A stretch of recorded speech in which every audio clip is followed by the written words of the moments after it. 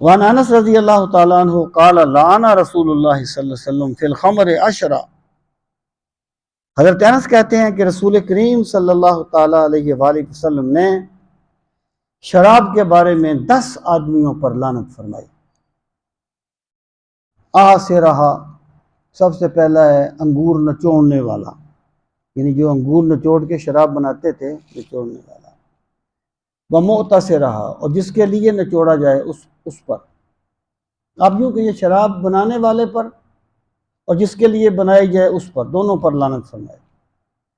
وشاربہا وحاملہا، شراب پینے والے پر اور اس کے اٹھانے والے پر۔ والمحمولۃ الیہ، اور جس کی طرف اٹھائی جائے اس پر۔ وساقیہا، اس کو پلانے والا۔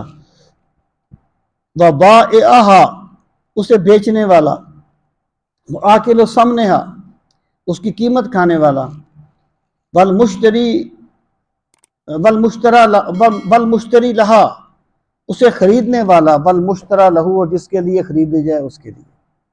یعنی مراد یہ ہے کہ جو بندہ کسی بھی طریقے سے شراب میں شریک ہوگا اس پر اللہ تعالیٰ نے لعنت فرمائی ہے۔ رسول کریم علیہ الصلوۃ والسلام نے اس پر لعنت بھیجی ہے۔